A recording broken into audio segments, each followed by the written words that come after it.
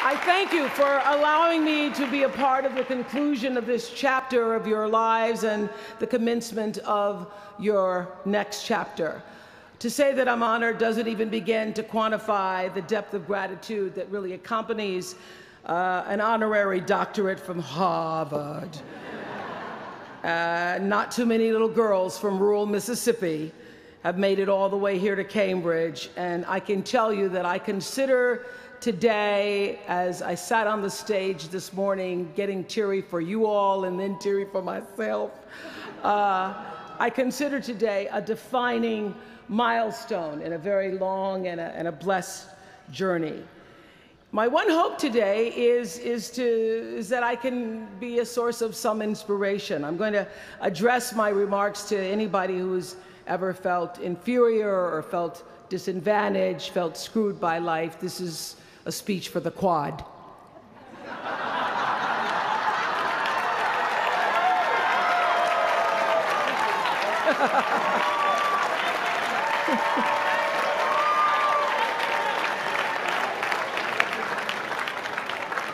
Actually, I was so honored. I wanted to do something really special for you. I wanted to be able to have you look under your seats and there would be free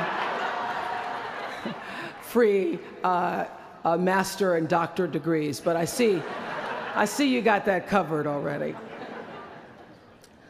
I will be honest with you. I felt a lot of pressure over the past few weeks to come up with something that I could share with you that you hadn't heard before, because after all, y'all went to Harvard, I did not.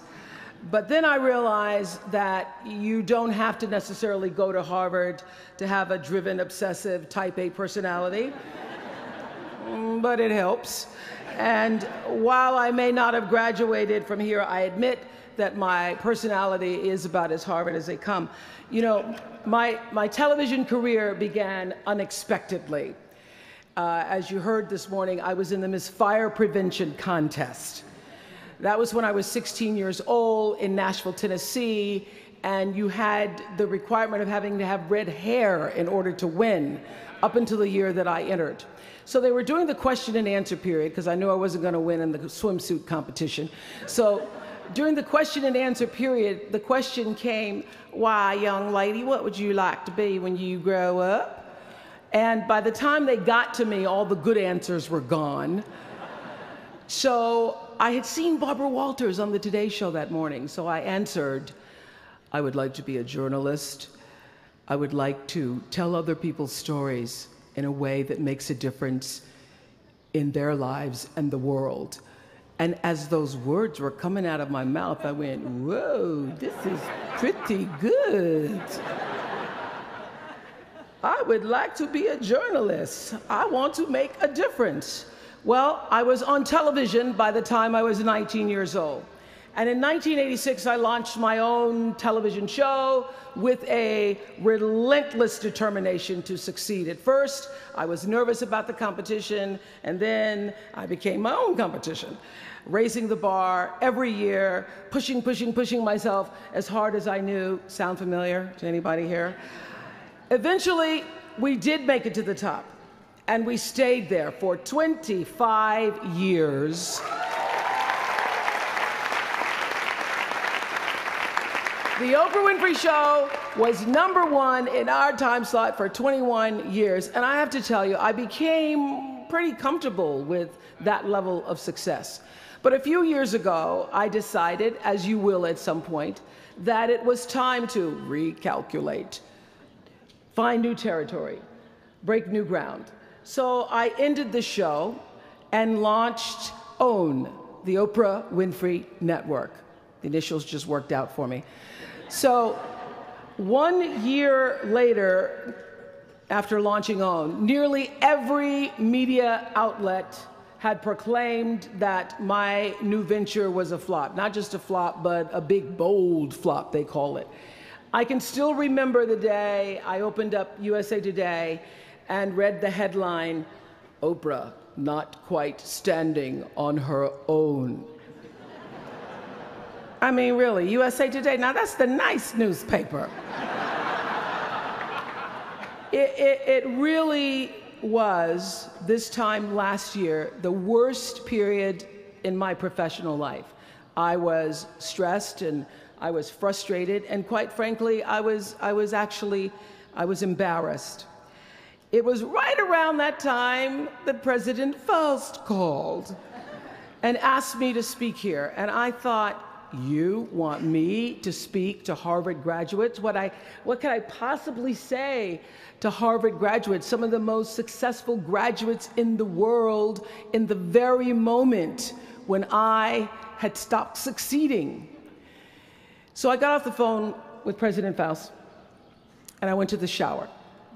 It was either that or a bag of Oreos. So I chose the shower.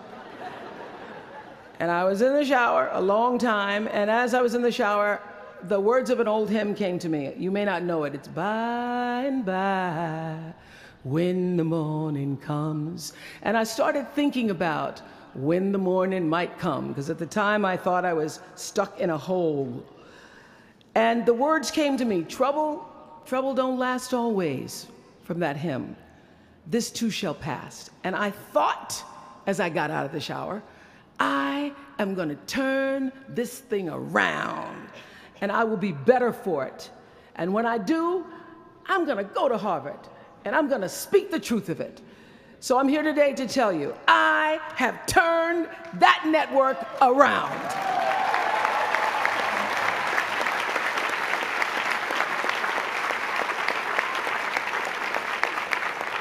And it was all because I wanted to do it by the time I got to speak to you all. So thank you so much.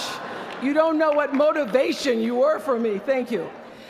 I'm even prouder to share a fundamental truth that you might not have learned even as graduates of Harvard, unless you studied the ancient Greek hero with Professor Naj. Professor Naj, who as we were coming in this morning said, "Please, Ms. Winfrey, walk decisively." I shall walk decisively. This is what I want to share.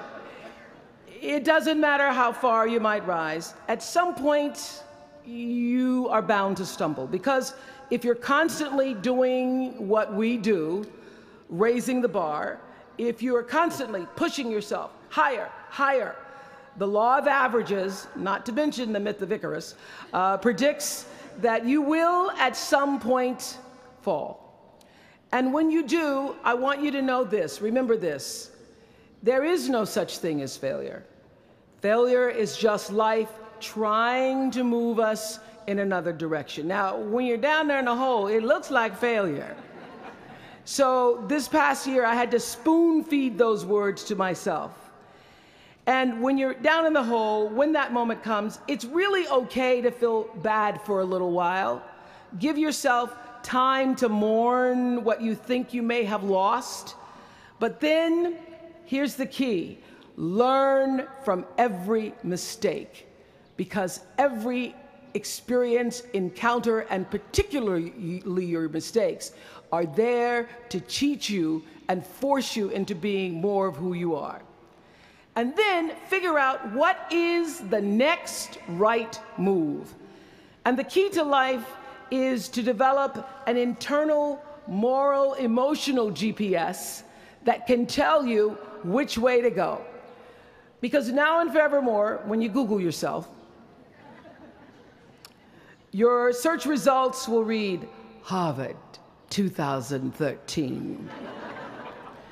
And in a very competitive world, that really is a calling card, because I can tell you, as one who employs a lot of people, when I see Harvard, I sit up a little straight and say, where is he or she? Bring them in.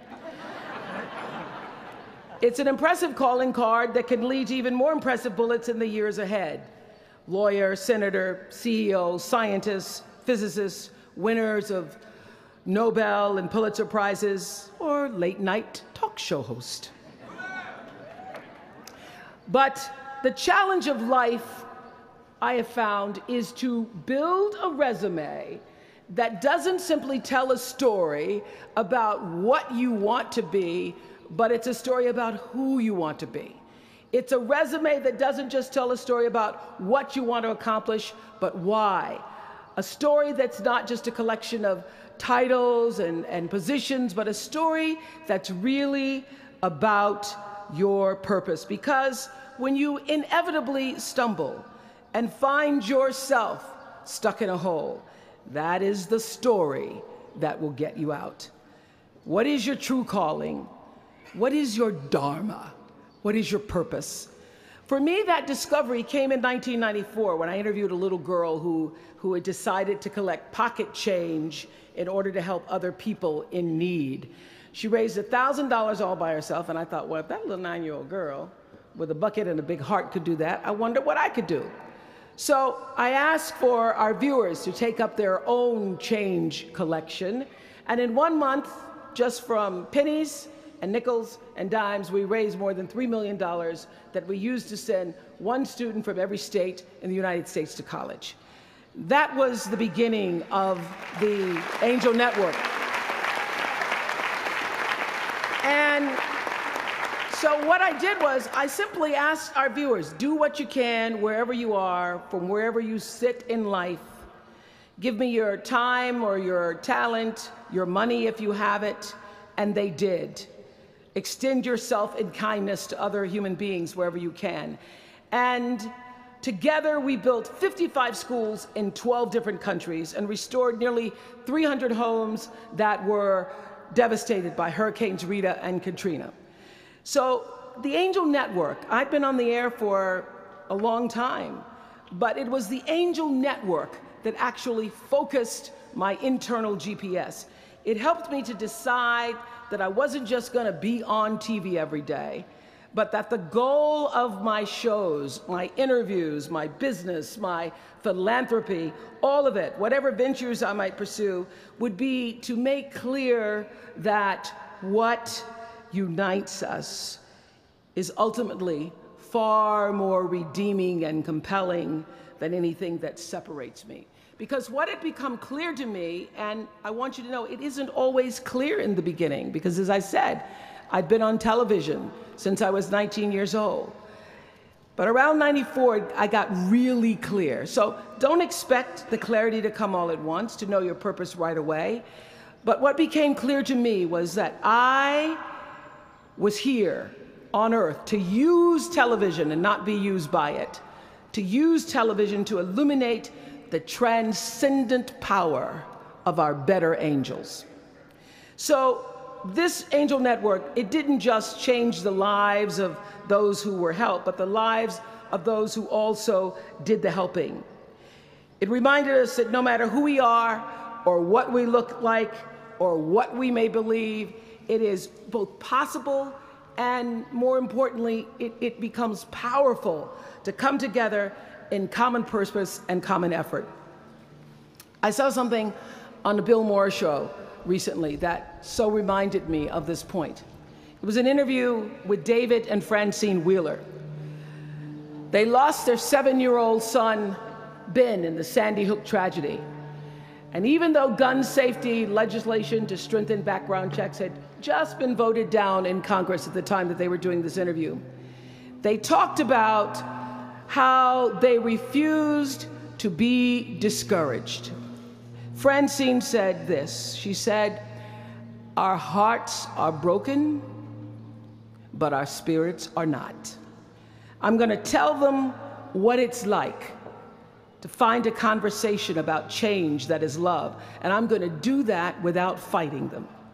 And then her husband David added this: "You simply cannot demonize or vilify someone who doesn't agree with you, because the minute you do that, your discussion is over, and we cannot do that any longer. The problem is too enormous. There has to be some way that this darkness can be banished with light." In our political system and in the media, we often see the reflection of a country that is polarized, that is paralyzed, and is self-interested. And yet, I know you know the truth. We all know that we are better than the cynicism and the pessimism that is regurgitated throughout Washington and the 24-hour cable news cycle. Not my channel, by the way. We understand that the vast majority of people in this country believe in stronger background checks because they realize that we can uphold the Second Amendment and also reduce the violence that is robbing us of our children. They don't have to be incompatible.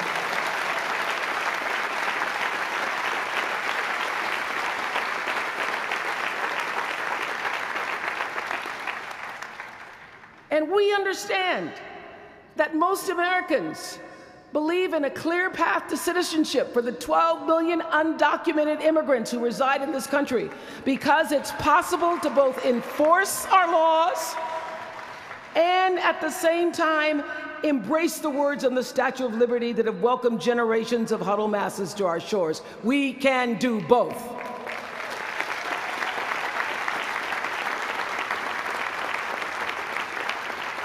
And we understand, I know you do because you went to Harvard, that people from both parties and no party believe that indigent mothers and families should have access to healthy food and a roof over their heads and a strong public education.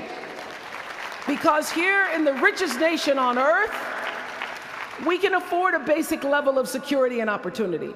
So the question is, what are we going to do about it? Really, what are you going to do about it? Maybe you agree with these beliefs, maybe you don't. Maybe you care about these issues, or maybe there are other challenges that you, class of 2013, are passionate about. Maybe you want to make a difference by serving in government. Maybe you want to launch your own television show. Or maybe you simply want to collect some change. Your parents would appreciate that about now. The point is, your generation is charged with this task of breaking through what the body politic has thus far made impervious to change. Each of you has been blessed with this enormous opportunity of attending this prestigious school. You now have a chance to better your life, the lives of your neighbors, and also the life of our country. When you do that, let me tell you what I know for sure. That's when your story gets really good. Maya Angelou always says, when you learn, teach. When you get, give. That, my friends, is what gives your story purpose and meaning. So you all have the power in your own way to develop your own angel network. And in doing so, your class will be armed with more tools of influence and empowerment than any other generation in history. I did it in an analog world. I was blessed with a platform that at its height reached nearly 20 million viewers a day. Now here in a world of Twitter and Facebook and YouTube and Tumblr, you can reach billions in just seconds. You're the generation that rejected predictions about your detachment and your disengagement by showing up to vote in record numbers in 2008. And when the pundits said, they talked about you, they said you'd be too disappointed, you'd be too dejected to repeat that same kind of turnout in the 2012 election, and you proved them wrong by showing up in even greater numbers. That's who you are. This generation, your generation, I know, has developed a finely honed radar for BS. Can you say BS at Harvard? The spin and phoniness and artificial nastiness that saturates so much of our national debate. I know you all understand better than most that real progress requires an authentic way of being, honesty, and above all, empathy.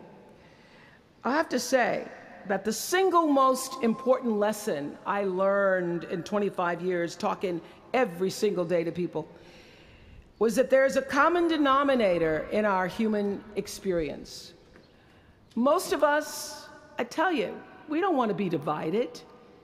What we want, the common denominator that I found in every single interview, is we want to be validated. We want to be understood. I've done over 35,000 interviews in my career. And as soon as that camera shuts off, everyone always turns to me and inevitably in their own way asks this question: was that okay? I heard it from President Bush. I heard it from President Obama. I've heard it from heroes and from housewives. I've heard it from victims and perpetrators of crimes. I even heard it from Beyoncé and all of her Beyoncé-ness. She finishes performing, hands me the microphone and says, "Was that okay?" Friends and family, yours, enemies, strangers, in every argument, in every encounter, every exchange, I will tell you, they all want to know one thing. Was that okay? Did you hear me? Do you see me? Did what I say mean anything to you? And even though this is the college where Facebook was born, my hope is that you will try to go out and have more face-to-face conversations with people you may disagree with.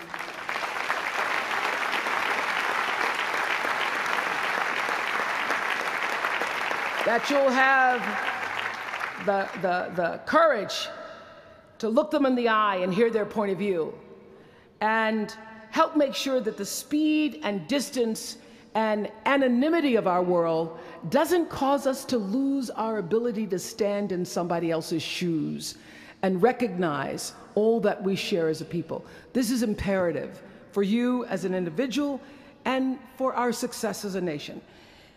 There has to be some way that this darkness can be banished with light.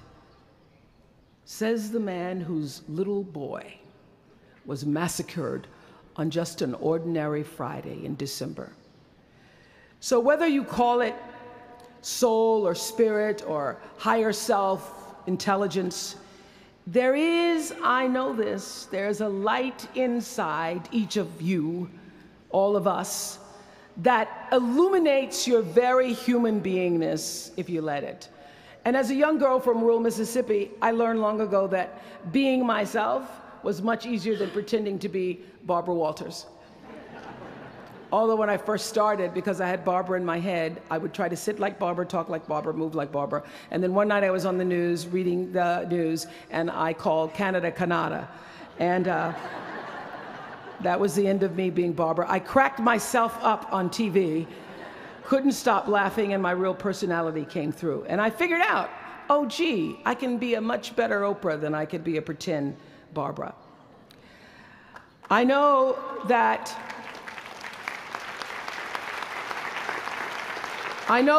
you all might have a little anxiety now and hesitation about leaving the comfort of college and putting those Harvard credentials to the test.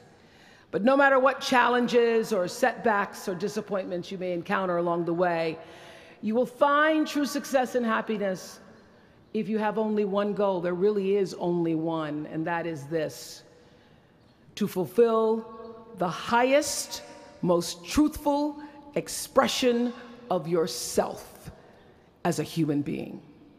You want to max out your humanity by using your energy to lift yourself up, your family, and the people around you.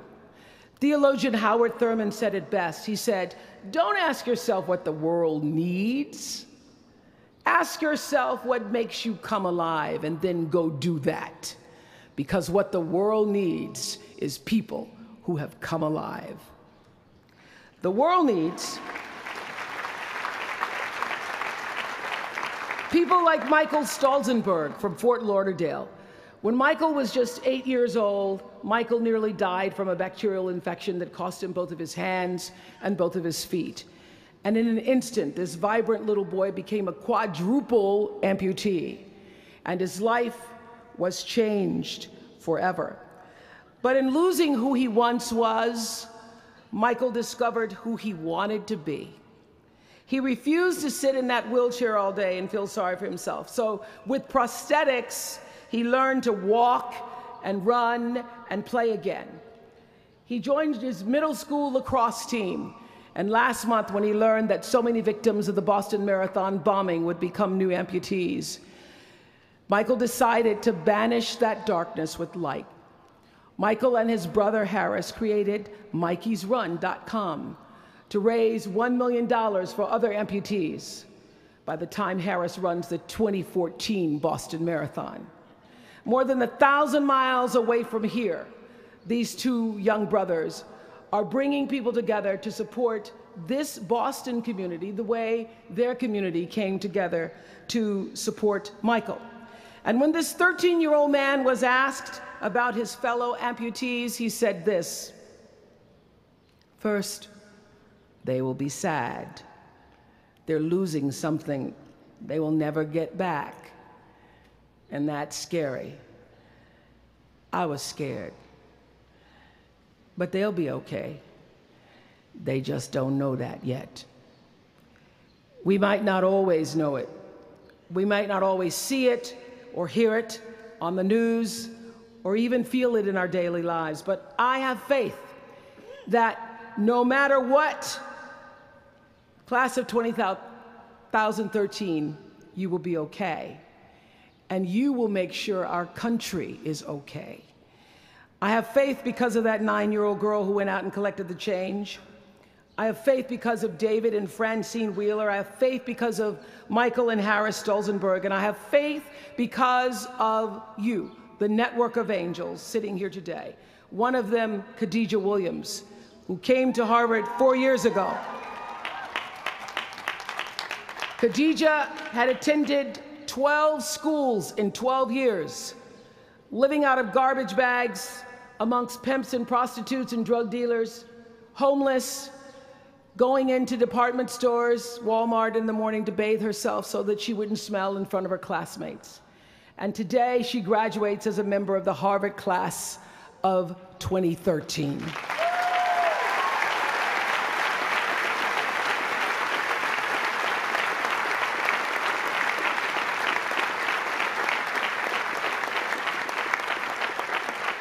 From time to time, you may stumble, fall. You will for sure count on this. No doubt. You will have questions and you will have doubts about your path. But I know this: if you're willing to listen, to be guided by that still small voice that is the GPS within yourself, to find out what makes you come alive, you will be more than okay. You will be happy, you will be successful, and you will make a difference in the world. Congratulations, class of 2013. Congratulations to your family and friends. Good luck, and thank you for listening. Was that okay?